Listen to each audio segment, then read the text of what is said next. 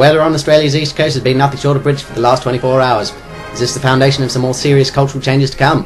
As a very strategically minded organisation, Dazza's war marches into action in order to ease the concerns that Australians might have over their apparent and sudden Anglicisation. It's not all bad news, however, and Dazza's war is here to tell viewers what they could expect from a British Australia. One of the cool things about Britain is its proximity to Ireland, and its subjectivity to incursions from marauding Celts. Historically, this is something we've only really observed once a year on St. Patrick's Day. But buckle up, Australia, because people from all echelons of Irish society have an evil leprechaun in tow, and they have no qualms about taking it out on their British neighbours. For many, last Wednesday was just another Wednesday night out in the streets of Kensington. However, for two employees of the Irish Embassy's Visa and Passport Office, this was no exception to the stereotype, as they enjoyed a few post-work drinks until 1 AM closing time.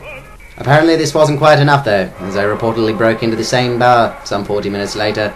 The pair made off with 4 bottles of beer, a bottle of Chablis, and were apprehended by police shortly thereafterwards. So is this the sort of thing Australia can expect if the Irish decide to annex New Zealand? Staff of the Irish Embassy are renowned for their shenanigans, much to the embarrassment of the Irish ambassador. In fact, last December the Bishop of Southwark emerged for an embassy party of somewhat worse for wear, climbed into a random's car and started throwing toys out the window. He reportedly told the surprise driver, "I'm the Bishop, it's what I do." I would say Australia's in for some rather interesting times.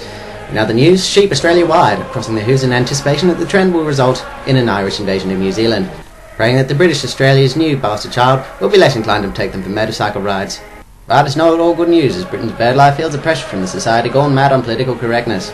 The Royal Society for the Protection of Birds has inadvertently withdrawn cock, that is, in terms of describing male birds. Censoring software used for their website has locked onto the potentially offensive word and replaced all instances of cock with asterisks.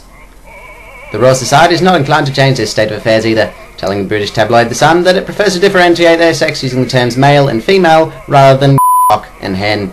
And by Jupiter, it's happening here already.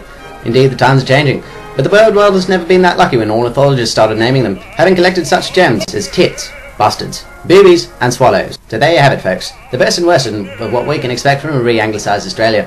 But as dire as the situation may seem, we can be grateful that we are being anglicised rather than Americanised. After all, American beer is rather like having sex in a canoe.